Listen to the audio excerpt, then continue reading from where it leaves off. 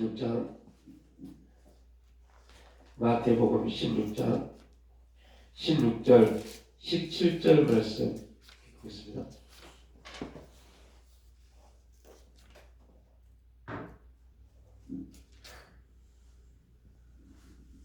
마태복음 16장 16절로 17절 말씀, 우리 함께 16절부터 합독하겠습니다. 시몬 베드로가 대답하여 이르되 주는 그리스도시요 살아계신 하나님의 아들이십니다. 예수께서 대답하여 이르시되 바요나 시몬아, 내가 복이 있도다. 이를 내게 알게 하기는 혈육이 아니요 하늘에 계신 내 아버지시니라. 네.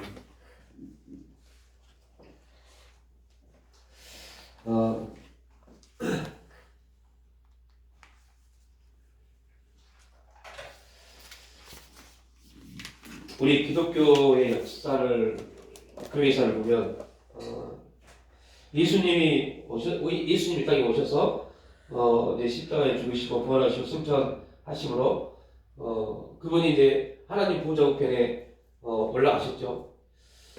그때부터 우리 기독교회사에 하나의 그 문제가 발생하는데요. 그리스도 예수님의 신성에 대한 부분입니다.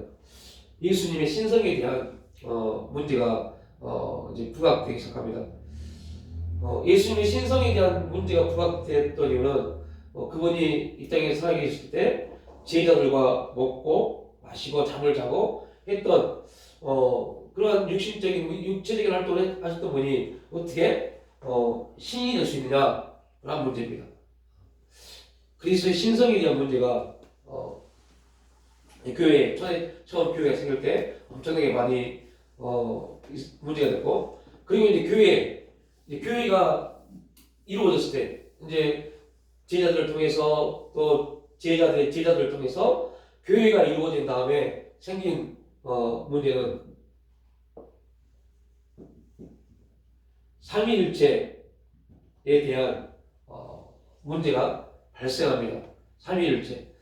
어떻게 성부, 성자, 성령 이 삼위 세 분이 하나일 수 있느냐라는 문제에 대한 이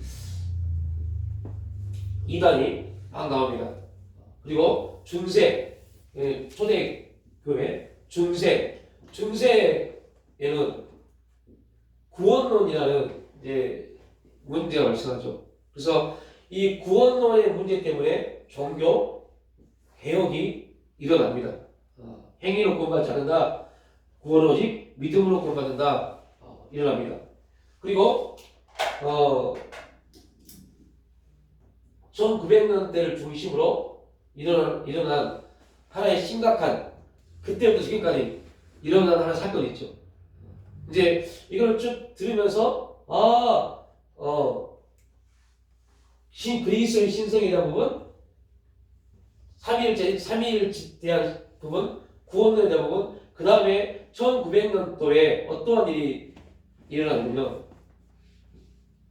성령에 대한 문제가 이제 일어나기 시작합니다. 1900년도에 오순절 역사가 이제 전 세계를 휩쓸어가죠. 그러면서 성령론에 대한 이단들이 나오기 시작합니다. 문제들이 발견하기 시작합니다. 지금의 시대도 동일합니다. 성령론을 모르신 분이 너무너무 많습니다. 성령을 모르신 분이 너무너무 많습니다. 교회를 다니는 성도들 중에도 성령을 모르신 분이 너무 많습니다.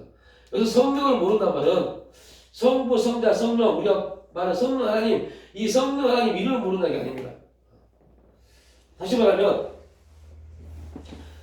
이 부분을 우리가 고민해야 될 내용인데요. 오늘 우리 본문에서 예수님에 대해서 베드로가 주는 그리스도다, 그리고 살아계신 하나님의 아들입니다라고 고백합니다. 그때 예수님이 베드로에게 말씀합니다.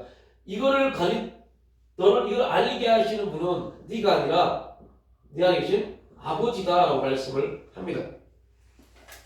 자, 여러분 이거 그 부처라는 그 존재가 신으로 나는 신이 아니다라고 말합니다. 그리고 그의 제자들 또한 그의 스승인 부처를 신으로 인정하지 않습니다. 그 대신 우리가 존경할 만한 인물이다, 본받을 만한 인물이다라고 말합니다.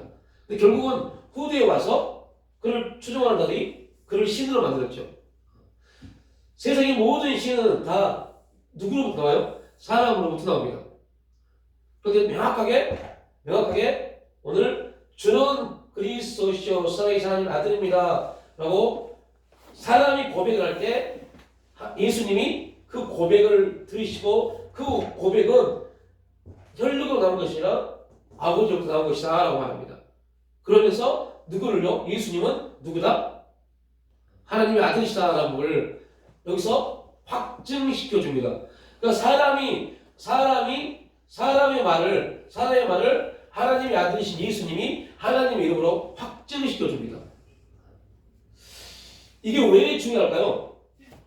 우리가 성령을 너무너무 모릅니다. 성령의 역사를 너무너무 모릅니다. 그러다 보니까 어떤 문제에 빠지냐면 우리의 모든 신앙을 확증시켜 주신 분은 누구예요? 성령님입니다. 그런데 꼭 알아야 될 게 뭐냐면 우리가 성령님을 말할 때 성령님은 어떠한 분이십니까? 보통 성령님은 진리의 영이시고 예수의 영이시고 하나님의 영이시고 말씀의 영이다라고 표현합니다.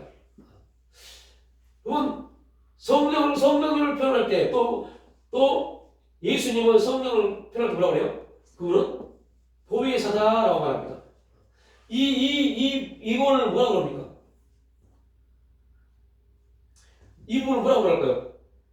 예를 들면 저는 김광찬 목사입니다. 여러분 제 이름 김광찬이고 목사란 말은 뭐예요? 호칭입니다. 자, 성령님을 진리형, 예수형, 하나님형, 말씀형, 보혜사, 성령이라고 할 때 이건 뭐예요? 호칭입니다. 자, 호칭이 뭔지 아시죠? 호칭은 이 이름이 이 사람이 무엇을 하는지를 나타내는 게 호칭입니다. 그죠? 나를 보하는 사람이요. 저는 목사이기 때문에 목사의 직분을 가지고 있는 그런 사람입니다. 목사는 나의 호칭입니다. 그렇다면 성령님은 어떠한 분이십니까? 성령은 우리에게 진리를 깨닫게 하시고 예수님이 누구신지 알게 하시고 하나님이 어떠한 분이신지 알게 하시고 말씀을 깨닫게 하고 우리를 교훈해 주신 분입니다. 이게 성령론입니다. 그런데 오늘 우리가 성령 그러면 제일 먼저 기독교인의 성령 그러면 제일 먼저 생각나는 말씀이 어디예요? 사도행전입니다. 사도행전입니다. 여러분 이게 1900년도에 일어난 오순절 성령론이었어요. 그리고 결국은 이 오순절 성령 역사가 거의 대부분의 교단에서 다 이루어지고 있습니다. 그래서 오늘 저도 한때는 그렇게 그런 사역을 하면서 그런 부분을 가졌는데요. 참 너무 안타까웠던 것 같아요.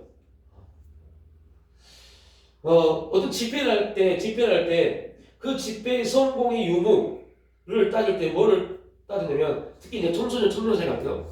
뭘 따지냐면 마지막 날 이번 2박 3일 3박 4일 집회 때 방언 받은 사람 손 들으세요. 그래서 방언을 많이 받았으면 방언 받았이 많으면 그 집회는 성공한 집회라고 그렇게 평가를 했습니다. 그러니까 성령의 역사의 중심을 방언을 하느냐 안 하느냐의 문제에 빠져버렸어요. 그리고 조금 더 나가면 이제 방언의 문제에서 조금 더 가면 뭐예요? 신유와 능력회가 이 내용들은 어디에 기록되어 있어요? 사도행전에. 사도행전에. 근데 예수님이 직접 성령에 대해서 말씀하신 구절이 있죠. 내용이. 예수님이 직접 성령에 대해서 말씀을 하신 게 요한복음 14장부터 16장입니다. 그래서 오늘 우리가 성령을 말하기 위해서는 내가 성령을 알고 있다. 나는 성령의 사람이다. 를 말하려면 예수님이 말씀하신 요한복음 14장부터 16장을 통해서 성령을 알아야 돼요. 사도행전에 나와 있는 성령의 역사는요. 이 역사는 제자들에게 임했던 성령께서 각자의 사역에 맞게끔 어떻게 일하심에 대한 기록입니다. 일하심에 대한 기록입니다. 그래서 이 사도행전을 통해서 성령을 말을 하기 시작하면 성경이 말하고 있는 성령님과 전혀 무관한 성령의 역사가 나타났어요.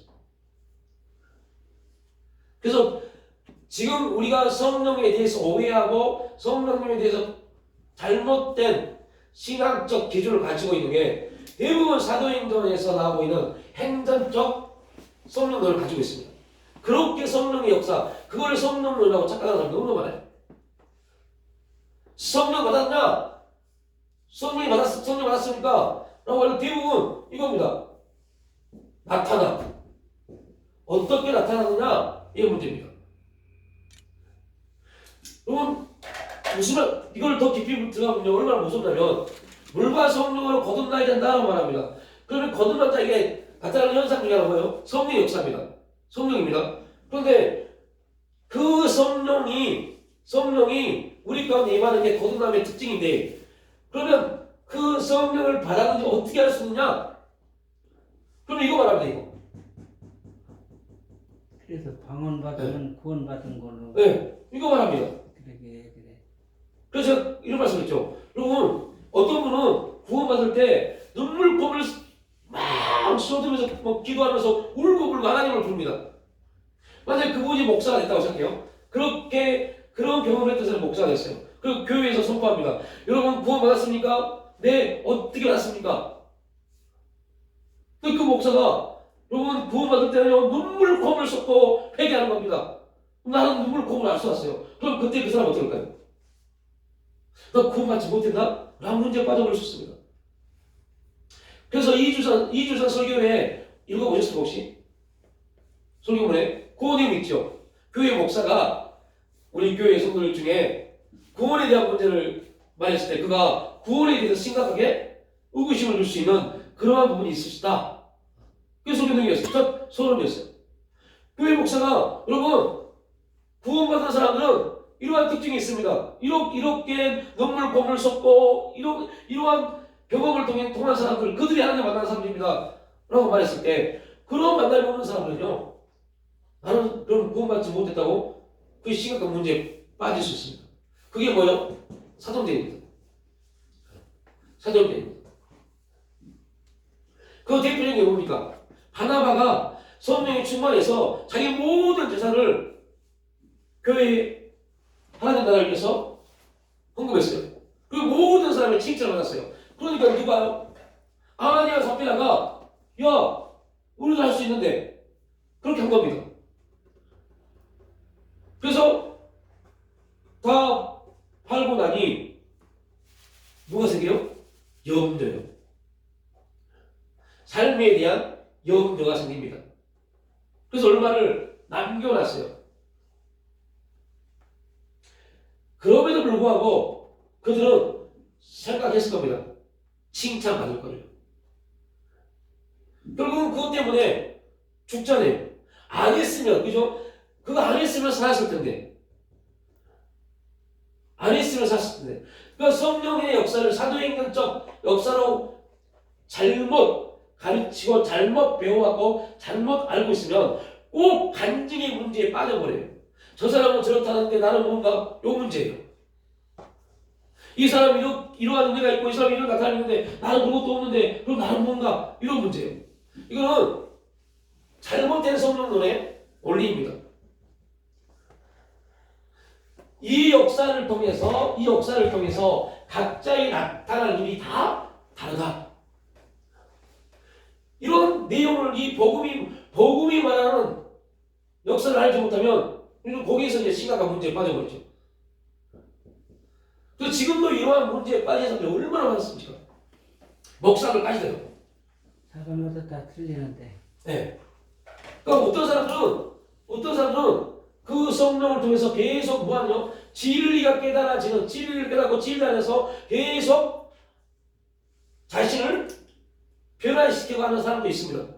어떤 사람들은 성령을 통해서 이러한 아무것도 안 나타나도 예수를, 복음을 증거하는 사람도 있습니다. 어떠한 사람들은 성령의 역사를 통해서 권면하고 위로하고 그들을 위해 중보해주는 그런 사람이 있습니다. 각자가 다 다양하게 나타남에도 불구하고 이 역사가 우리를 좀 나타남이 사도행전입니다. 여러분 잘 보시면 우리가 나눴던 얘기입니다. 사도행전의 가장 중심인물, 초창기 중심인물이 누굽니까? 베드로입니다. 그렇게 충만했던 베드로입니다. 그 베드로가 갈라디아 교회에서 어떠한 문제에 빠집니까? 그런 엄청난 기적을 나타냈던 베드로가 갈라디아 교회에 가서 투유회를 전해요. 나타나면 그때 그 시기에 따라서 다 달라집니다. 이러한 부분을 잘못 배우고 잘못 알게 되면 예수님, 그러니까 성령론의 가장 중심은 예수님 요한복음 14장부터 16장에서 하신 저 말씀입니다. 그리고 여기 안에서 예수님은 성령이 우리 가운데 오셔서 어떠한 일을 하실 것인가에 대한 내용을 말씀하십니다. 그거를 알지 못하고 그 내용을 알지 못하고 그냥 나타남에 대한 부분에 빠져버리면 지금 이 시간 우리는 이런 심각한 문제에 빠져 있을 수 있어요. 그리고 이 문제는 어떠한 신앙을 초래하냐면 사단이 이걸 통해서 우리를 부정적, 긍정적 믿음을 말할 때 믿음이 부정적인 믿음과 긍정적인 믿음이 있습니다. 근데 이거 두 개 다 뭐예요? 믿음입니다. 부정적인 것도 믿음입니다. 긍정적인 것도 믿음입니다. 믿음이라는 주제 안에서 우리가 부정적인 생각을 했을 때, 믿음이라는 주제 안에서 긍정적 생각을 했을 때 나타나는 결과는 완전히 다릅니다. 그러면 이스라엘 백성들 12명이 다 믿음이 있었어요. 출발할 때는 믿음이 있었어요. 그런데 가나안 땅에 딱 가서 보니 10명은 부정적인 생각이 빠졌어요. 2명은 긍정적인 생각을 가졌어요. 그 결과가 완전히 다른 결과로 초래해버립니다. 이 부정적인 생각을 가졌던 이들은 믿음이 어떤 믿음이 됐어요? 부정적 믿음, 두려움을 갖게 하는 믿음이 되어버렸어요. 믿는데 두려워합니다. 믿는데 두려워해요. 얼마나 기가 막힌 겁니까? 이 두 사람은 믿음이 담대함으로 그리고 결국은 가나안을 갖는 결과를 초래했죠. 이들은 믿는데 두려워한 나머지 광야에서 다 죽었습니다. 여러분 여기서 우리가 이제 인간학적인 부분과 인문학적인 부분과 우리 신학적인 부분이 완전히 차이가 나는 게 이겁니다. 자, 인간학적인 부분에서는요, 이런 사람들을 뭐라고 해요? 교만한 사람들, 자만한 자들이라고 합니다. 이런 사람들 좀 두렵고 떨림을 갖고 있고 항상 저는요 하는 사람들을 겸손한 사람이라고 말합니다. 근데 성경은 전혀 반대로 말합니다. 성경은 이런 사람들을 교만한 자라고 해요. 두려워하는 자, 믿음으로 하나님 역사를 바라지 못하고 믿음을 가졌지만 그 현실적인 문제, 환경적인 문제, 여러 가지적인 부분들이 두려워하는 것들, 이걸 뭐라고 교만한 자라고 해요. 왜 교만할까요?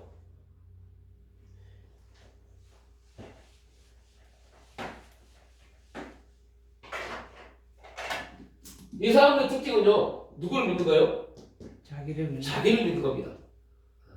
이 사람의 특징은 하나님을 믿는 거예요. 결국은 자기입니다, 자기. 내가 보기에는 우리는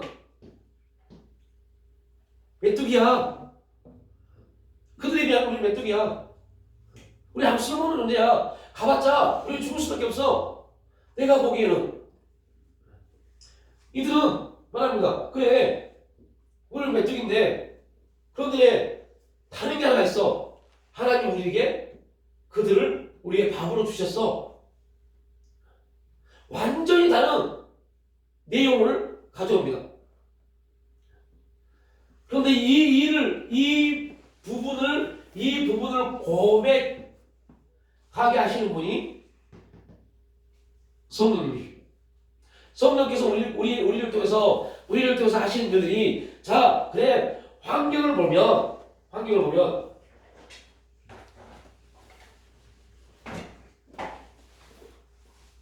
너희에게 펼쳐진 환경, 사건, 문제, 여러 가지 등등 이러한 것들이 너희들이 볼 때는 힘들고 두렵고 염려가 되고 근심이 되고 걱정이 될 분명한 그러한 부분들이야. 너희들이 볼 때는 분명히 그래.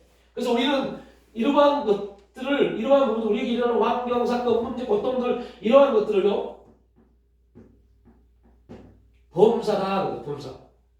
우리의 범사라고 말합니다. 이 범사. 그래서 여러분들, 어떤 사람들은 이 범사가 평생 고통의 사람도 있어요. 평생 고통의 사람도 있어요. 그리고 자기 범사의 삶을, 고통의 삶을 살았던 사람은 자기 고통스럽게 살았던 사람을 자랑스러워합니다. 그런데 문제는 이 범사의 고통받는 삶을 통해서 문제는 아무런 변화를 받지 못한다는 겁니다. 이유는 왜요? 이런 사람들, 자기를 사랑하는 사람들, 자기 중심적인 사람들은 이 환경, 사건, 문제, 고통들, 이런 범사에 성령을 통해서 깨닫지 못하니까 자기의 뜻과 자기의 노력과 자기의 열심과 자기의 어떠한 것을 통해서 이걸 헤쳐나가려고 해요. 그런데 하나님은 지금 우리에게 보내준 성령을 통해서 두 가지 일을 하십니다. 하나는 말씀을 듣고 말씀을 받게 하십니다. 말씀을 듣고 말씀을 받게 하십니다. 그리고 이 말씀과 이것을 뭐하게 해요? 만나게 하십니다. 말씀과 우리에게 펼쳐진 환경, 사건, 문제, 고통들, 우리의 삶과의 만남을 이루십니다. 이 환경, 사건, 문제, 고통이 말씀을 만나야 돼요. 그런 주의해서 말씀을 만난다고 해서 끝난 게 아닙니다. 반드시 그 만남에 말씀과 환경, 사건, 문제, 고통의 만남에 누가 개입해야 돼요? 성령님이 개입하셔야 돼요. 성령님이 개입하셔야 돼요. 이게 바로 뭐예요? 성령님입니다. 성령님이 개입하십니다. 그리고 성령님이 개입하셔서 뭘 하십니까? 뭘 하실까요? 성령님이 이걸 개입하셔서 뭐 하실까요?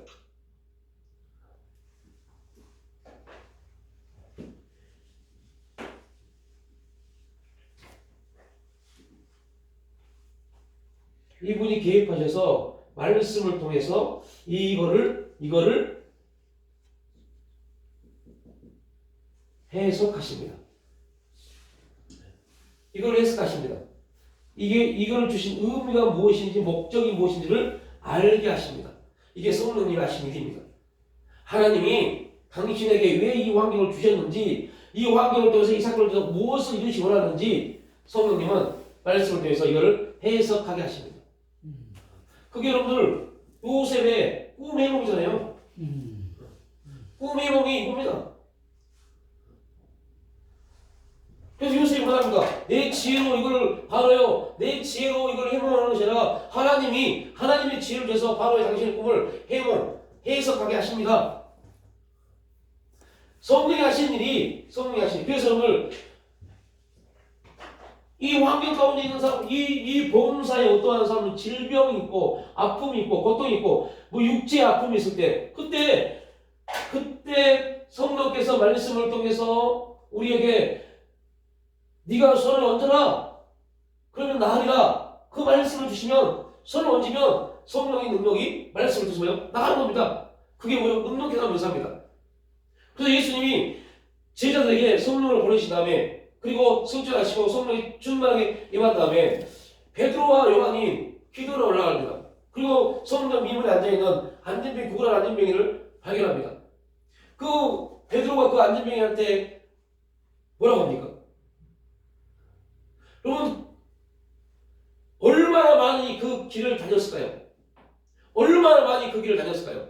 그런데 그날 베드로의 입장에서 보면, 그날 그 환경과 안진뱅이를 만나는 환경과 하나님 말씀이 만납니다.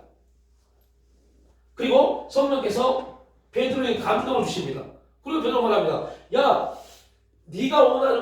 지금 네가 원하는 것은 돈이지만 나는 너에게 줄 돈이 아무것도 없어. 그런데 내가 너에게 줄 것이 하나 있어. 그게 뭐냐? 네 안에는 뭐가 있어요? 말씀이 있어. 그 말씀에 의해서 나사렛 예수 이름으로 일어나 걸어라 라고 말씀합니다. 그리고 놀라운 것은 그 말씀이 안진병에게 임하게 되죠. 말씀이 안진병에게 딱 임합니다. 그러니까 말씀이 사건과 딱 만납니다. 그거로 끝나지 않죠. 사도행전은 뭐에 대한 역사라고요? 믿음의 사람들에게 나타난 성령의 역사입니다. 그때 베드로가 선포하는 말씀과 그 안진병이 딱 만났을 때, 말씀과 환경, 안진병이 딱 만났을 때 성령께서 말씀 안에 역사하기 시작합니다. 말씀의 성령의 역사하니 그 안진병이가 일어납니다. 그때 베드로가 뭐라고 합니까? 수많은 사람들이 그러한 역사를 보고 베드로를 바라봤을 때 베드로가 말합니다. 왜 나를 바라보느냐? 네가 능력 있는 것처럼 왜 나를 바라보느냐 말합니다. 이 말이 우리가 처음 오늘 본문 읽었던 말과 동일하잖아요. 야, 베드로 네가 스스로 내가 그리스도시요 살아계신 하나님 아들을 아는 게 아니야. 네 안에 누가요? 하나님께서 알게 하시는 거야. 그러니까 다시 말하면 예수님이 제자들에게 가르쳐 알게 하는 모든 것들, 그 모든 것들이 누가 오시니까요? 성령께서 오셔서 그 각자에게 맞게끔 나타내십니다. 그런데 우리가 성령님이 어떠한 분인지, 성령님을 모르면, 어떠한 분인지 모르면 우리 자꾸 어떤 능력 있는 목사가 이렇게 기도하고 이렇게 하면 성령이 은사가 나타납니다. 그냥 그렇게만 하는 겁니다. 그게 정답인 것처럼요. 그게 아닌데, 예수님이 말씀하신 성령론은 그게 아닌데, 이러한 잘못된 가르침과 잘못된 것 때문에 심지어 성령을 받고 있으면서 불구하고, 성령이 함께하면서 불구하고 두려움이 우리를 엄습하고 두려움이 성령 역사를 이겨버립니다. 삶에 대한 두려움과 삶에 대한 걱정이 우리를 이겨버려요. 그래서 수요일날 우리가 나눴던 얘기 중에서 그런 부분이 그겁니다. 많은 사람들이 삶에 대한 갈등이 있고 삶에 대한 그런 아픔이 있어요. 근데 문제는 뭐냐? 그 문제들이 왜 나에게 지금 있는지를 알지를 못해요. 내가 왜 그러한 문제에 지금 놓여 있는지, 우리가 기도하고 우리가 구하고 우리가 오자 주 앞에 무릎 꿇어 하는 모든 것들, 부르짖어 기도하는 모든 것들, 그럼에도 불구하고 우리의 가장 큰 지금 문제는 뭐예요? 응답의 문제입니다. 응답이 있느냐 없느냐, 응답이 왜 안 되느냐, 이 문제입니다. 근데 이 문제의 근원을 찾아가 보면 뭐가 있어요? 두려움이요. 두려움이요. 안 되면 어떨까? 어떨까지란 두려움이에요. 이 두려움이 이 10명이 가면서부터 가나안 땅을 우리가 점령하지 못해 라고 가지 않았습니다. 왜요? 이들은 이미 광야 40년 동안 뭘 봤어요? 하나님의 일하심을 봤어요. 하나님의 역사하심을 봤어요. 경험했어요. 지금 우리로 말하면 성령의 충만함을 다 경험한 사람들입니다. 성령의 충만함을 경험한 사람인데 그들이 막상 딱 가서 보니까 성령의 충만함보다 뭐가 특히 뭐예요? 아낙 자손의 후회가 더 크게 보입니다. 이스라엘 그 가나안의 그 사람이 더 크게 보입니다. 그래서 그들은 말합니다. 그대로 말합니다. 정말 가나안 땅은 젖과 꿀이 흐릅니다. 그런데 우리가 갖고 오지 못됩니다라고 말합니다. 여러분 왜요? 두려운 겁니다. 자, 욥기 3장 25절에 이제 우리 책에 있는 거죠. 욥기 3장 25절에 이렇게 나오죠. 나의 두려워하는 그것이 내게 임하고 나의 무서워하는 것이 내 몸에 미쳤구나 라고 말합니다. 이 말은 무슨 말이에요? 욥이 어떠한 삶을 살았는지에 대한 내용이죠. 욥은 어땠어요? 자기 자녀들이 잔치를 베풀고 자기 자녀의 삶을 보고 혹시 뭐 있을까봐요? 죄를 졌을까봐 제사를 지내는 그런 말도 안 되는 신앙을 가졌던 사람이 욥입니다. 육신적으로 보면 정말 대단한 신앙인 것 같아요. 그러나 영적으로 바라보면 그 이면에는 뭐가 있어요? 두려움이요. 혹시 이들이 죄를 져서 하나님께 징계를 받으면 어떻게 하지? 난 두려움이요. 그런데 여러분 이걸 우리한테 대입을 시켜보자고요. 얼마나 많은 사람들이 그런 문제에 놓여 있습니까?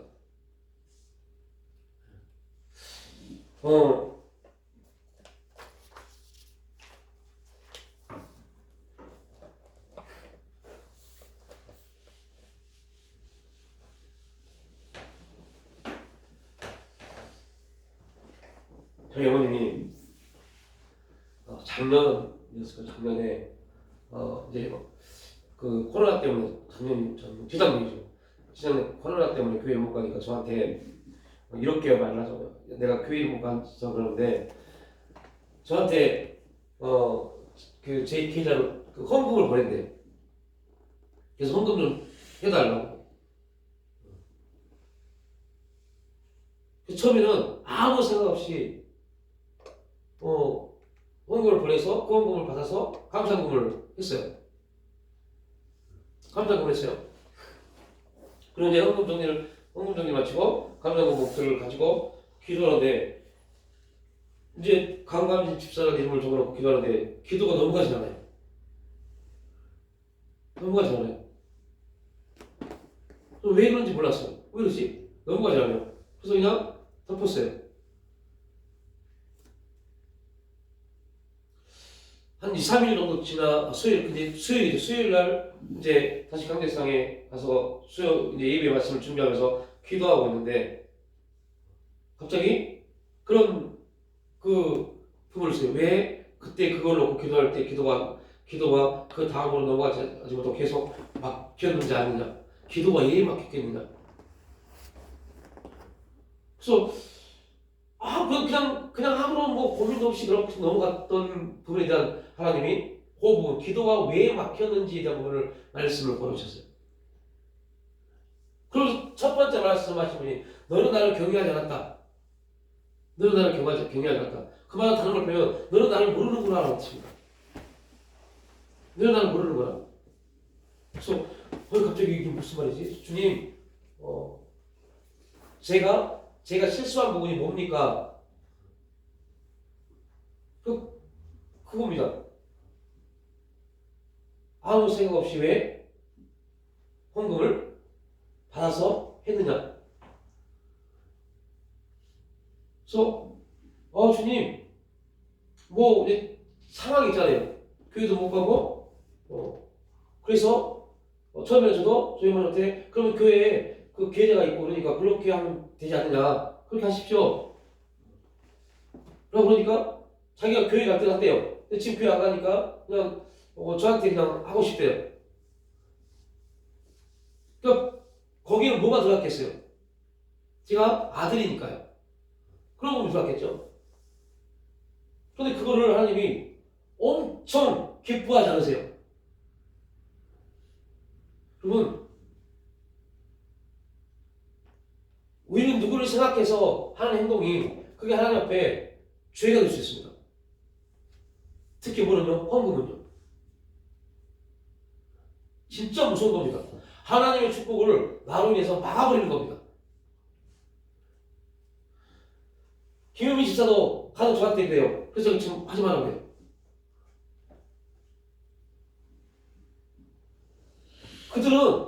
그들이 그런 거는요, 아무런 악의 없이 그냥 헌금을, 자기들 못하는 헌금을 그렇게 해달라고 부탁하는 겁니다. 여러분, 우리가 하나님을 안다면, 하나님을 경외하고 하나님 앞에 우리가 서 있으지 않는다면, 이제 이러한 것들 하나하나가 다 뭐가 돼요? 하나님의 책망거리가 되어버립니다. 그러니까 문제는 그거 하고 안 하고 문제가 아닙니다. 내가 그렇게 한 것 때문에 하나님은 그 사람에게 주는 축복이 막혀버리는 겁니다. 나는 뭐 생각해서 알았어요, 뭐 하면 되지, 뭐 하는 거 뭐가 문제예요 라고 말하지만 그거 하나 때문에 하나님은 그에게 주시고자 하는 축복이 문이 막혀버렸어요. 되게 무서운 겁니다. 그러니까 여러분들, 이러한 것들이 이러한 부분들이 이제 하나씩 하나님 앞에 우리가 다루심을 또 받아야 돼요. 돈이 있든 없든 그가 직접 할 수 있도록 만들어줘야 돼요. 그가 교회를 못 나가면 또 우리는 이런 거가 있습니다. 이번 주에 교회를 안 나가고 그 다음 주에 교회를 나갑니다. 그런 부분도 물어봅니다. 나 이번 주에 교회를 안 나갔는데 이번 주 나갈 때 이번 주까지 같이 해야 되냐? 라는 질문도 합니다. 근데 저는 이제 개인적으로 그럽니다. 하는 게 좋은 건지 나쁜 건지 모르겠습니다. 네? 당신의 마음에 하고자 하는 마음이 있으면 하는 겁니다. 누구한테 물어보지 말고. 그럼 당신의 마음에 그게 부담이 되면 괜히 해놓고 부담되니까 하지 마십시오. 여러분들, 우리가 이런 거 하나하나 하나님을 경외하고 하나님의 예배자가 된다는 게 그래서 무서운 겁니다. 예배자가 된다는 것은 이제 육신적인 내 생각과 삶과 다 거리가 멀어져야 돼요. 나는 그를 생각해서 이렇게 한 거지만 하나님은 나를 보고 예배자로 그 사람이 기뻐 받으시지 않는지를 봐야죠. 내 행위가 내가 그렇게 하는 것이 그냥 서로 두루두루 좋은 거지만 그런데 하나님이 그게 두루두루 좋은 게 하나님이 좋은 거냐? 아닐 수 있다는 겁니다. 그래서 그런 거 하나하나 그래서 우리가 성령 안에 있다는 것은 그런 거 하나하나를 우리가 체킹하는 겁니다. 내가 이렇게 하는데 나는 너를 생각해서 하는 건데 근데 과연 이게 하나님을 기뻐하시는 건가? 체크받아야 돼요. 아니라면 안 하는 게 안 겁니다. 안 하는 게 맞아요. 근데 기본적으로 우리가 그러한 부분들에 대한 성령 안에서 성령을 구하고 성령 충만을 구하면서 결국은 성령 충만 예배자의 삶의 기준은 거기서부터 출발하는 겁니다. 성령님이 기뻐하시는 거냐? 성령님이 감동하시는 거냐? 아니면 내가 그냥 두루두루 그냥 좋아서 하는 거냐? 내가 좋아서 하는 것은요, 내가 그냥 육신적인 부분에서 하는 것은요, 이거는 나도 죄이지만 그도 죄짓게 만든 겁니다. 이거 되게 심각합니다. 근데 우리 너무 쉽게 생각을 해요. 너무 쉽게. 그래서 오늘 진짜 복음 안에 있으면 가난한 자들이 있을 때 가난한 자들이 헌금을 못하면요 헌금하도록 독려하는 게 진짜 복음의 사람입니다. 제가 2주 전인가요? 그때 말씀했죠. 저는 교회에서 목사이기 때문에 또 집에서 아버지이기 때문에 또 사역을 하는 사람이기 때문에 그렇게 하면 안 됩니다 라고 말하는 게 어려운 사람입니다. 그런데 그렇게 말하지 못할 때가 너무 많아요. 왜요? 그렇게 해서 상처받아서 교회를 안 나오면 어떻게 할까? 이런 문제 때문에. 그러면 나는 지금 복음 앞에 서 있는 사람이 아닙니다. 말씀을 증거하고 설교로 이게 문제가 아닙니다. 바로 가르쳐야 네. 된다. 이게 정말 심각합니다. 근데 이런 부분에 딱 걸리게 되면 눈치를 보게 돼. 근데 안타까운 그 눈치를 보는 순간부터 누가 역사하잖아요? 성령님 역사하잖아요. 이게 나도 목사인 나도 성령 역사가 아니니까 답답하고 가슴 아프고 죄이지만 그거를 듣는 사람들도 성령의 역사가 없는 똑같은 말을 하지만 성령의 역사가 없는 말이기 때문에 듣는 분들에게도 안타까움이 되고 있죠. 눈치를 보지 않고 당당하게 말씀 앞에서 우리가 함께 행해야 돼요. 타협하지 아니하고. 그게 성령께서 우리를 통해서 역사해가는 과정입니다. 여러분, 엘리야가 사역을 할 때 그 당시에 가장 폐역한 왕이 아합 왕이었습니다.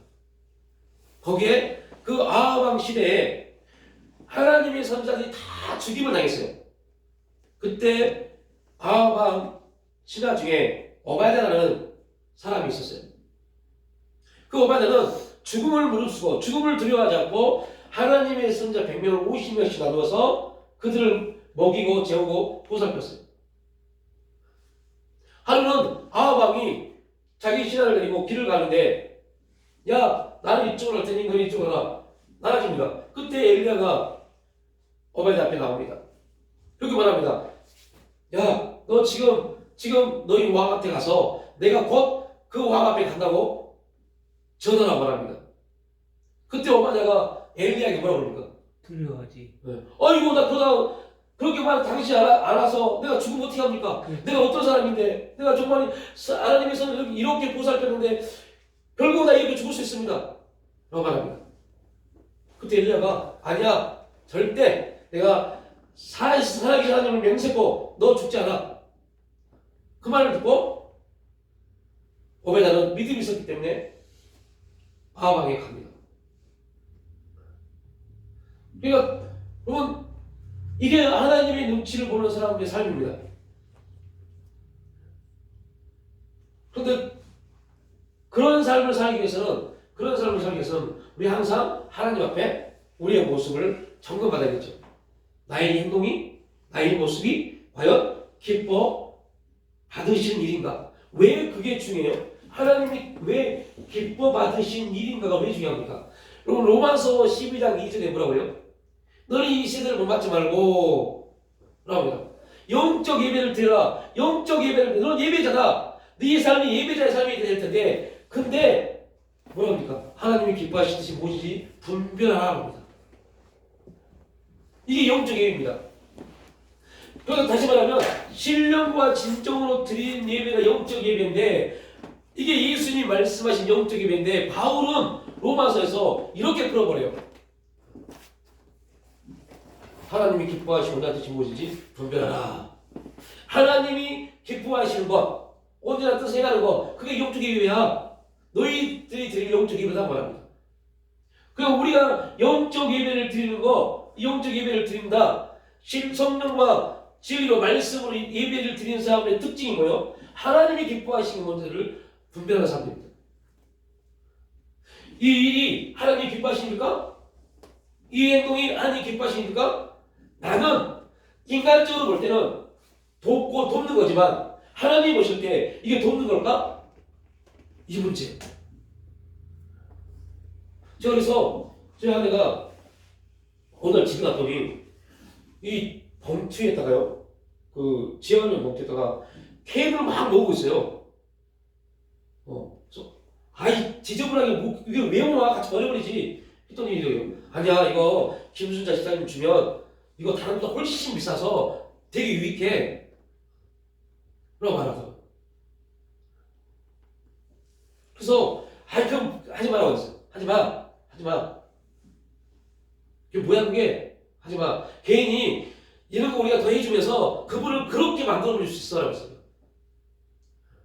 우리는 생각해서 그렇게 하지만 생각해서 그렇게 한다지만 그게 그분에게는 당연한 걸 느껴보는 순간부터요 벗어나지 못합니다. 근데 그렇게 말했어요. 이건 제가 말하는 저의 정답입니다. 근데 아내가 기쁨을 한 거야 라고 해서 기쁨을 한 거야 그러면서 그러면 거기에 대해서 그러고 아직까지 저는 별로 용납되지 않습니다. 왜요? 가둬버리는 겁니다. 나는 도와준 거지만 가둬버린 겁니다. 이렇게 서로 돕는 거라 되게 좋은 것 같죠? 아닙니다. 거기서 벗어나게 만들어주는 게 복음입니다. 가난한 자에게 돈을 주는 게 복음이 아니라 가난한 자에게 뭘 줘요? 복음을 줘야 돼, 복음을. 그래서 그가 복음을 받아들이고 내 인생이 이렇게 살면 안 되는구나 이걸 깨닫게 하죠. 이걸 깨닫는 게 복음입니다. 이게 복음 직업입니다. 교회를 안 쳐는 게 문제가 아니라 거기서 벗어나야 돼요. 우리도 마찬가지고요. 우리가 얼마나 가난합니까? 심령이 가난하고 우리 마음이 가난하잖아요. 근데 그 심령이 가난한 걸 어떻게 해결해요? 상담가한테요? 정말 말씀입니다. 정신이 가난하고 정신이 가난하면 정신병원 가서 정신의사 상담을 받고 약 먹는 게 치유받는 건 아닙니다. 하나님 말씀이 복음이 들어가서 회복시켜야 돼요. 가난한 자에게 여기서 가난이란 말은 돈의 물질의 가난일 수 있지만요 포괄적인 겁니다. 복음이 없어서 그들이 헤매는 모든 것들이 가난입니다. 그 가난한 자에게 돈이 없는 사람이 돈을 주는 게 가난한 해결이 아닙니다. 그 가난한 자에게 복음을 증거해서 나는 가난한 자가 아님을 고백하게 해야 돼요. 하나님 믿는 자이기 때문에 나는 가난하지 않다를 고백하게 하는 게 그게 복음입니다. 근데 그래서 제가 한동안은 꽤 많았어요. 저희 책도 엄청 많이 버리고 이걸 어떻게 할까 고민됐어요. 그래서 내가 차를 딱 실어서 그걸 다 팔아서 드릴까 이 생각 해봤어요. 그런데 여러분 생각해보세요. 그거를 내가 가지고서 팔아서 팔면 그 돈은 누구 돈이요? 제 돈이잖아요. 저한테 들어온다잖아요. 그 돈을 그분한테 주면 그게 유익 되겠어요? 그래서 이건 아니구나 해서 그냥 책을 다 밖에다 버려버렸어요. 이건 아니구나.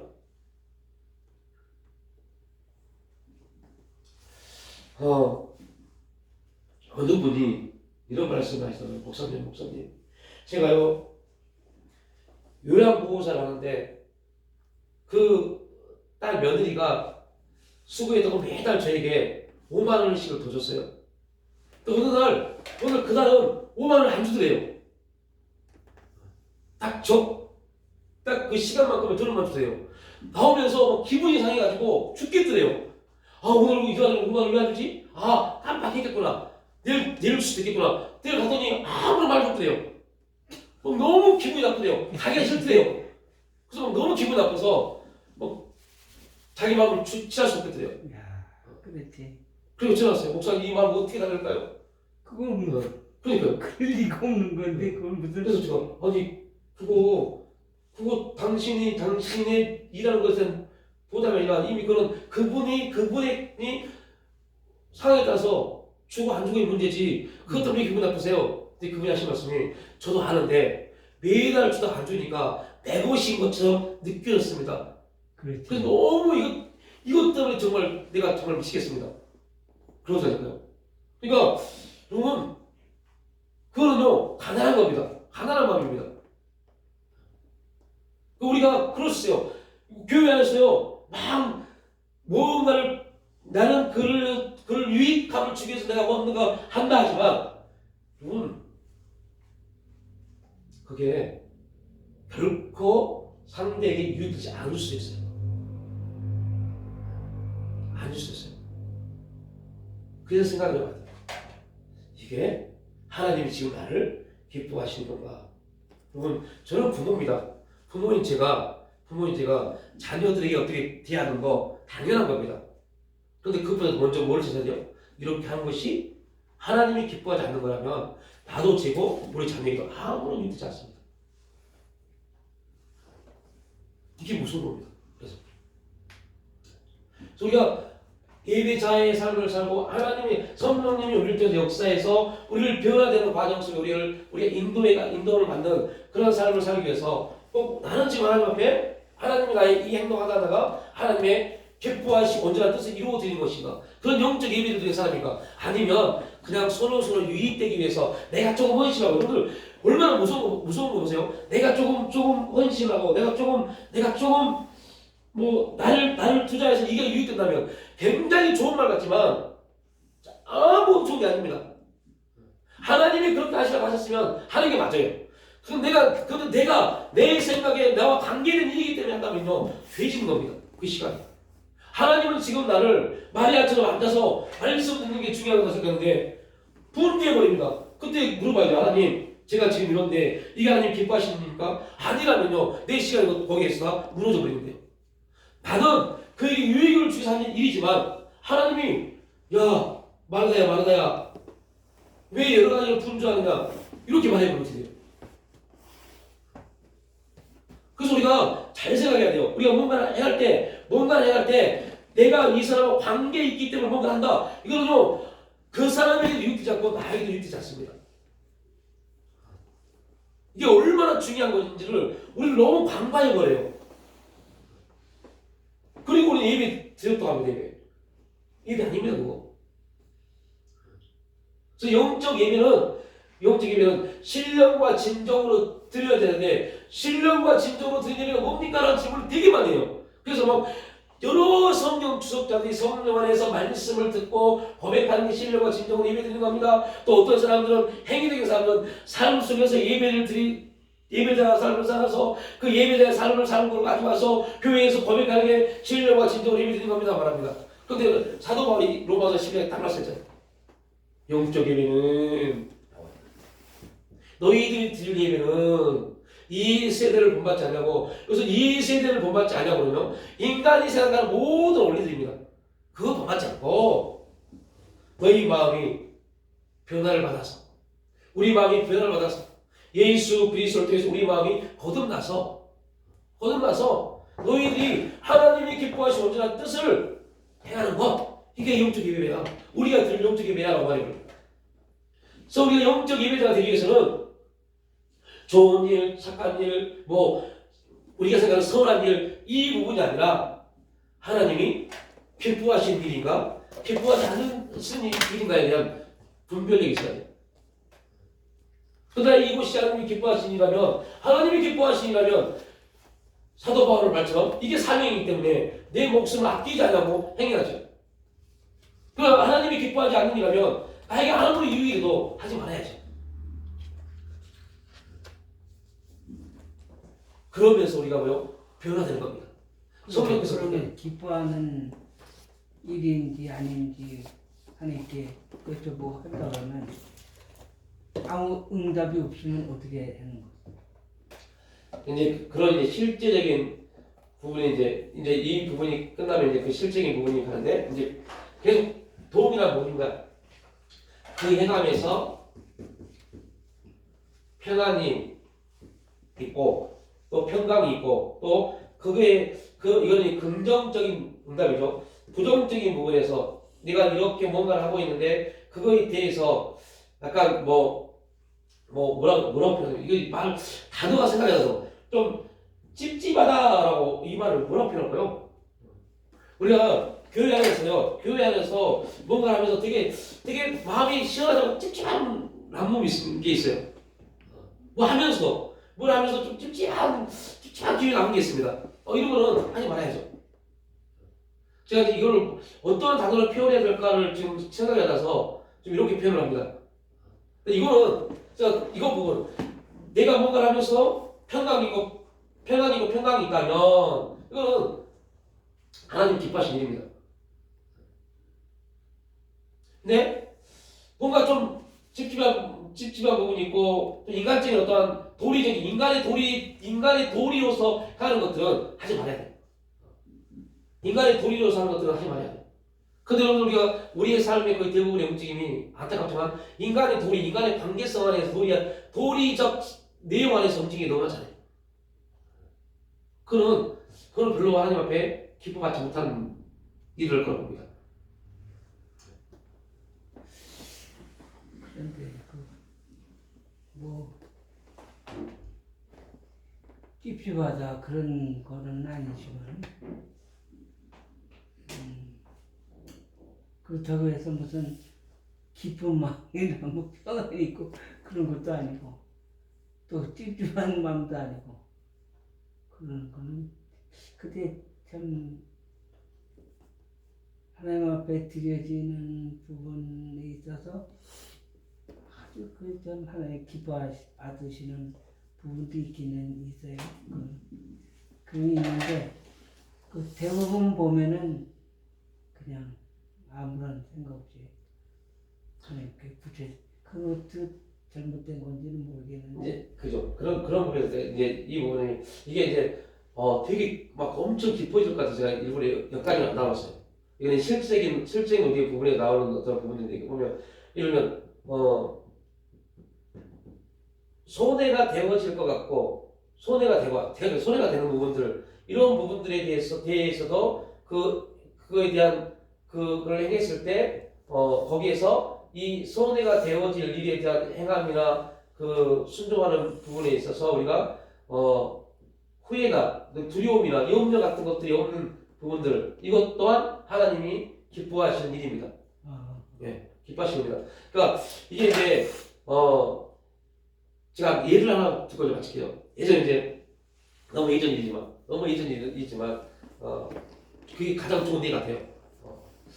그 멘토들 한 30명 정도 모여 있었어요. 그래서 이쪽 그룹은 목사님 그룹, 이쪽 그런 평신도 그룹 있어요.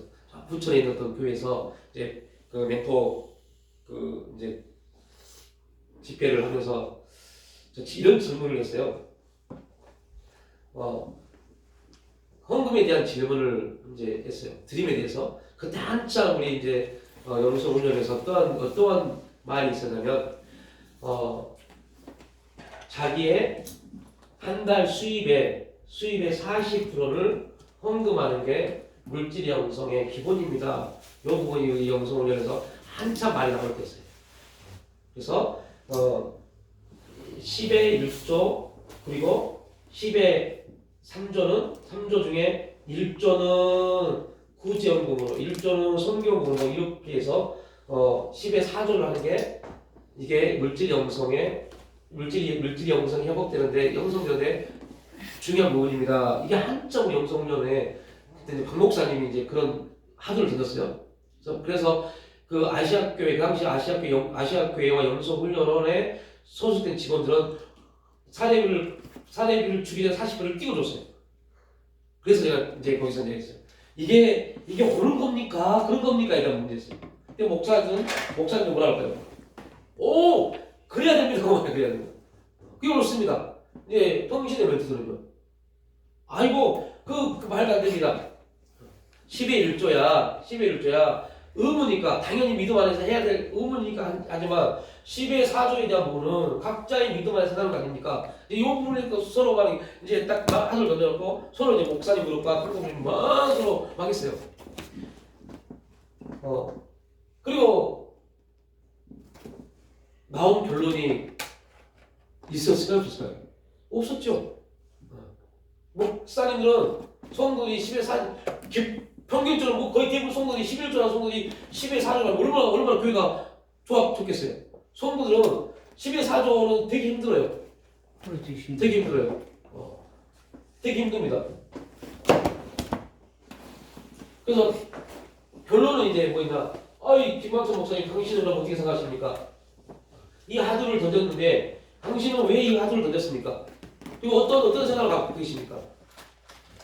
라는 그래서 제가 부모님에게 이렇게 말씀을 드렸어요. 이거는 지금 우리에게도 도움이나 부분이라고 해요. 이거는 제가 저희 교회에서 아마 이제 우리 경위가 이 예배에 대해서 복음에 대해서 끝나면 한 4, 5월 달쯤부터는 이제 물질 언급하는 게 드려라 라는 우리 성경적 경제부 제2계명인 이 계명을 하려고 합니다. 지금 우리 1계명 하고 있습니다. 2년 반에 이제 1계명 하고 있습니다. 겸손히 여호와를 경외하는 것입니다. 경외. 그리고 이제 물질 언급하는 게 드려랍니다. 그럴 때는 할 겁니다. 여러분들 우리가 한번 나눴죠. 11조. 11조를 이해하지 못하면 이걸 이해하지 못하면 요 문제 나옵니다. 11조라는 의미가 뭔지를 모르면요. 이게 뭔지 모르면 요 이제 이 서로 싸우고 끝나버립니다. 이게 되게 중요해요. 하나님이 11조를 드려라. 11조를 해라. 라는 말은 이 말씀이 무엇을 의미하는지를 모르면 이제 어떤 문제 이런 다툼이 있고 해야 되냐 말아야 되냐 문제에 빠집니다. 11조 이거 한 5분만 하고 같이 해요. 11조. 그럼 우리가 11조를 한다는 게 무엇을 말하냐면요. 이거는요. 내가 11조를 한다 라는 말은 한 달 동안에 나의 모든 삶은 내 것이 아니라 주님의 것입니다를 고백하는 겁니다. 고백하는 겁니다. 심지어 10의 1조를 빼고 10의 9조 동안 내 것이 아니라 주님의 것임을 고백하는 겁니다. 이게 11조 정신입니다. 근데 우리가 갖고 있는 물질과는 뭐예요? 내가 한 달 동안 열심히 벌어서 100을 벌어서 하나님께 10의 1조를 바칩니다. 이게 되어버렸어요. 그리고 10의 9조는 내 겁니다. 이게 우리가 갖고 있는 물질관입니다. 그런데 성경이 말하는 10의 1조를 드리라 라는 말은 이 11조가 목적이 아닙니다. 이걸 말하는 게 아니었어요. 너의 모든 것이 누구의 것이냐를 말씀하시는 겁니다. 그러니까 이 부분이 이 11조의 온전한 부분이 우리 가운데 고백되지 않으면 내가 한 달 동안 열심히 일해서 11조 드리는 거 이것도 힘든데 또 뭐를 더 해야 된다고요? 내 것에서 내가 이 부분 내가 11조 드리고 나머지 이거 내가 내 삶을 살기 위해서 이렇게 살아야 되는데 이거 10의 2조를 드리려고 어떻게 삽니까? 이거 내 건데 내가 또 줘야 돼요? 이 문제가 되어버립니다. 그러니까 문제는 다시 그런 고백의 근원에는 뭐가 되냐면 내 노력과 내 열심을 내가 이렇게 벌었다가 되어버립니다. 그런 11조를 드려도 결코 그 11조의 복을 받지 못합니다. 왜요? 누구 것이니까요? 자기 것이니까요. 그러니까 여러분들 인간적인 부분에서는요 얼마나 기가 막힌 고백입니까? 내가 열심히 벌어서 내 곳에 11조를 드렸다. 이건 엄청난 고백입니다. 근데 하나님은 그 고백이 아니라 한 달 동안 네가 열심히 살 수 있도록 너를 지키시고 보호하시고 너를 인도하시고 네 삶의 주권자가 누구냐를 고백하게 하는 게 11조 정신입니다. 야, 그거 네 거 아니야. 그 전체가 내 것인데 내가 너에게 내 것 안에 11조를 내가 받기를 원한다. 이거는 엄청난 모순입니다. 왜요? 주어도 없고 목적도 없습니다. 그러니까 누구 것이어서 누구 것인데 누구 것 안에서 드리는 거 이거는 목적이 있잖아요. 근데 11조는 목적이 없습니다. 하나님의 것인데 내가 하나님 걸 받아서 또 하나님 걸 받아서 11조도 하나님께 드린다. 이게 11조의 내용입니다. 이 부분이 우리 가운데 딱 말씀으로 잡히지 않으면 어떤 문제 생기냐면 이 문제 생깁니다. 내가 지금 얼마나 열심히 살았는데 내가 얼마나 열심히 해서 이렇게 벌었는데 가져버려요. 그런 것도 하나님께서 성령님이나 깨닫게 해주셔가지고 그러한 것이 아주 이 신령에 꽉 배겨야지 이게 내 게 아니고 하나님 거다 하는 게 자연스럽게 느껴지게끔 사실 인간적인 방법으로 인간적 사람 생각, 자신의 생각으로 해서는 하나님이 내게 아니고 하나님 거다 그렇게 인정하기 좀 쉽지 않아요. 그죠? 이게 이제 안타까워서 그동안 교회에서 이렇게 가르친 적이 없어요. 교회에서 11조에 대한 여러분들이 일하는 거에 대한 11조를 제가 이거 11조에 대한 거 강조했지. 11조가 뭔지를. 근데 이거를 정확하게 다루고 계시는 단체가 있어요. 그래서 거기 이걸 다루고 다시 이제 그분들이 엄청난 사역을 하고 계시다고요. 이제 우리 함께 들었던 그 김미진 간사, 이제 간사 김미진 장로님이셨어요. 근데 그분들은 이걸 엄청나게 이 성경적 이 부분을 강하게 메시지를 던집니다. 그래서 뭘 바꿔버려요? 사고 자체를 완전 바꿔버려요. 계속 듣고 들으면서 사고를 바꿔버립니다. 당시가 아니기 때문에 당신 아무 주권도 없어. 이거를 강행시켜버립니다. 그리고 나서 그들이 뭐요? 이거에 대한 하나님께 무릎을 훈련시킵니다. 내 것이라고 생각하기 때문에 내가 기도해도 내가 뭘 봐요? 환경을 보고 못 움직입니다. 못 움직입니다. 그런데 내 것이 아니기 때문에 그래서 저는 이제 제가 준비를 받았던 것 중에 하나가 뭐냐면 이제 그것도 지금 자료를 준비하고 있고 이제 하고 있지만요. 여러분 10의 구조를 드리니까요. 근데 그 한 사람만 드린 게 아닙니다. 그 교회 성도가 30명입니다. 30명 안팎입니다. 그런데 그 교회에 26, 7명이 10의 구조를 드립니다. 놀라운 것은요. 그 교회가 30명 정도, 등록교회 30명이고 나오는 교회는 25, 6명인데요. 그 교회가 8층짜리 건물을 가지고 있습니다. 그 10의 구조를 드리는 그 성도들 중에 가난하게 사는 사람이 한 명도 없습니다. 어떻게 그렇게 할 수 있었을까요? 근데 그 김미진 간사가 그 교회 목사님이 물어보다 어떻게 그렇게 할 수 있었습니까? 물어봅니다. 그 교회 목사님이 이렇게 말씀합니다. 저는 교회를 결정할 때부터 하나님이 저에게 주신 달란트가 바로 이거였습니다. 그래서 그때부터 교회 성도들과 계속 이게 교회 성도들에게 각인되어지는데 한 3년이 걸리대요. 3년이 지난 그때부터 교회 성도들 중에 10에 4조, 5조를 드리신 분이 나오기 시작합니다. 그 놀라운 것은 그렇게 드리는데 삶이 바뀌기 시작합니다. 삶이 바뀌어요. 자녀들이 바뀌고 막혔던 길이 열리기 시작하는 것들이 보여지기 시작합니다. 그러니까 10에 4조, 5조를 드리신 분들이 엄청나게 많이 나오기 시작한 겁니다. 그리고 결국은 26, 7명이 10의 9조를 드리는 교회가 되어버린 겁니다. 그래서 교회 목사님이 그랬답니다. 제 말에 이제 그렇게 하지 마시고 어떻게 살려고 그러냐고 했더니 그 교회 성도들이 목사님에게 이렇게 말합니다. 목사님 부자가 되고 싶은데 왜 막으세요? 그래서 그분들은 안 겁니다. 내가 내 걸 모든 걸 드리면 하나님 한 걸 채우시는구나. 그거를 이제 30명 되는 교회 김미진 간사가 집회 가서 거기서 기적을 하는 거예요. 자기보다 수년보다 그 일을 하고 계신 분이 계시기 때문에. 그 일을 하고 계신 분이 있기 때문에. 그러니까 이것만 제대로 알면 10의 4조 박철수 목사님이 이걸 조금만 더 교리적으로 이걸 만들 수 있으면 우리 영성이 더 바뀌었을 겁니다. 근데 하다가 막 바로 일어나니까 멈춰버렸어요. 안 했어요. 저희도 저 영성교회 있을 때 거의 몇 개월을 이 부분을 나눴어요. 10의 4조에 대한 부분을. 근데 결국은 하다가 멈췄죠.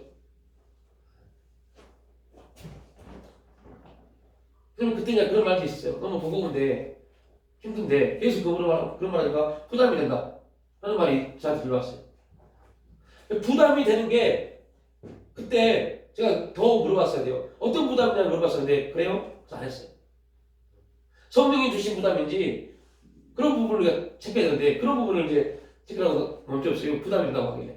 근데 진짜 그럽니다. 부담이 됩니다. 결코 하나님은 하나님의 것이라고 인정되어지는 삶에 있어서 우리에게 결코 손해를 주시지 않죠. 그 부분은 또 우리가 앞으로 하나님의 사역이라는 기준에 나가서 살펴볼 때 또 우리의 중요한 또 하나의 사역의 메시지가 되지 않을까라는 생각을 해봅니다. 아무튼 우리가 이제 이러한 부분도 동일합니다. 성령께서 이러한 부분을 통해서 이제 우리가 이걸 들었죠. 이거를 들었습니다. 이 부분을 듣는 거는 우리에게 뭐예요? 사건입니다. 이제 우리가 하나의 사건을 들었습니다. 그래? 그런 게 있어? 사건을 들었습니다. 이 사건이 이제 뭘 만나야 돼요? 말씀을 만나야 돼요. 이 사건이 말씀을 만나서 성령이 개입하기 시작하면 바뀝니다. 그래서 이 사건이 만나서 나는 뭐 그냥 부담하고 힘드니까 그러면 이 사건은 그냥 사건으로 끝납니다. 우리에게 일어난 사건이 수십 가지 사건이 들려왔고 만나왔고 그 자리에 있었지만 결국은 그냥 사건으로 끝난 게 너무 많았어요. 왜냐면 그걸 가지고 한 번 더 뭐야 했어요? 내가 부담으로 느끼고 내 생각과 맞지 않으면 기도하지 않기 때문에.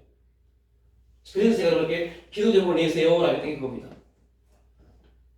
기도 제목을 내세요. 그래서 제가 조건을 놨어요. 신앙적인 얘기에 대한 기도를 하지 마십시오. 하지 마십시오. 라고 했던 이유는 신앙적인 내용 기도를 매일 우리가 하잖아요. 하고 있는 거기 때문에. 말도 안 되는 기도 제목을 내야 돼요. 그래서 그 기도 제목이 그걸 우리 뭐예요? 사건이잖아요. 그죠? 그 사건입니다. 그 사건이 기도하면서 그 기도가 말씀과 만나면 그때부터 성령께서 일하기 시작합니다. 근데 여러분들 그래서 여러분 그랬잖아요. 그런 말 했잖아요. 여러분 주위 친구나 친지나 가족 중에서 돈 많은 사람이 있으면 그분을 놓고 기도하십시오. 나의 동역자가 되게 해달라고. 그 기도한다고 된 게 아닙니다. 기도하다 보면 그걸 놓고 막 기도하다 보면 이제 반드시 뭐가 만나야 돼요? 말씀이 만나야 돼요. 그 말씀을 읽다가 그 말 어떤 말 구절과 그게 딱 만나는 게 있습니다. 그게 딱 만나면 그때부터 성령께서 이제 어떤 일을 하냐? 나는 기도하는 나는 그를 품게 하고 기도를 받는 그는 아무것도 모르는 상태에서 그는 그 마음을 동역자로 만드는 하나님의 역사가 일어나기 시작합니다. 우리는 이런 기도를 배워본 적도 없고 해본 적도 없어요. 그런데 여러분들 듣는다고 생각하고 말씀드리지만 우리가 했던 강의를 쭉 들으면 굉장히 많이 나옵니다. 이런 얘기. 그래서 여러분들 우리가 설교도 마찬가지로 설교도 우리가 딱 설교를 듣는 순간 그 설교는 우리에게 뭐가 돼요? 사건이 됩니다. 그래? 그런 게 있었어? 어떻게 하지? 사건이 됩니다. 그리고 그 사건을 내 마음이 계속해서 그 사건을 가지고 있다면 결국 그 사건을 뭐가 만나요? 말씀을 만납니다. 그래서 그 말씀이 성령에 개입하는 순간부터 놀라운 변화가 일어납니다. 이게 없으면요, 여러분들 아무리 기도해도 신앙적인 기도도요. 신앙적인 기도 마찬가지입니다. 그 기도도 말씀의 역사가 없으면요, 그냥 기도로 끝나요. 어떤 분들이 저한테 그러고요. 하나님, 목사님, 저희 아들이 목사가 되기를 원하는데 우리 아들에게 지혜와 총명과 계시를 주기를 원합니다. 임하기를 원합니다. 그래서 그랬어요. 권사님, 아무리 그렇게 기도한다고 해서 되는 게 아닙니다. 기도만 해도 되는 게 아닙니다. 여기 약간 오해의 섞일 부분이 있습니다. 기도만 해서 되는 게 아닙니다. 중요한 것은 그가 권사님이 기도하는 그 기도를 통해서 그가 그 부분에 대한 감동을 받지 않으면 성령의 인도를 받지 않으면 그런 기도는 끝나버립니다. 그러려면 권사님이 아드님에게 나는 너를 위해서 이렇게 기도한다 라고 말해야지. 그래서 그 아들이 목사가 되기를 원하는 그 아들이 지혜와 그 총명에 대한 사건을 딱 만나서 그게 그의 기도의 부담이 되는 순간부터 이제 성령께서 두 가지를 말씀을 받게 하고 말씀을 받으면 개입하는 일이 있을 겁니다. 그런데 여러분 안타까운 것 중에 하나가 뭐냐면 이제 또 있어요. 특별한 게 있어요. 막 선교사님들을 위해서 기도할 때 우리는 그래도 만날 수 없잖아요. 그때 하나님의 중보기 더 필요할 때 있습니다. 근데 우리가 가까운 가족이나 교회 식구들 놓고 기도할 때는 그런 기도는 나눔이 있어야 돼요. 내가 너를 위해서 이렇게 기도한다. 그래서 그 나눔을 통해서 그가 그 사건을 닦고 나는 기도지만 이 사람은 뭐가 됐어요? 왜 나를 위해서 그렇게 기도하지? 기도하는 건 감사한데 나는 지금 이런 부분을 갖고 있는데 이런 기도를 하고 있다고요? 그럴 수 있어요. 제가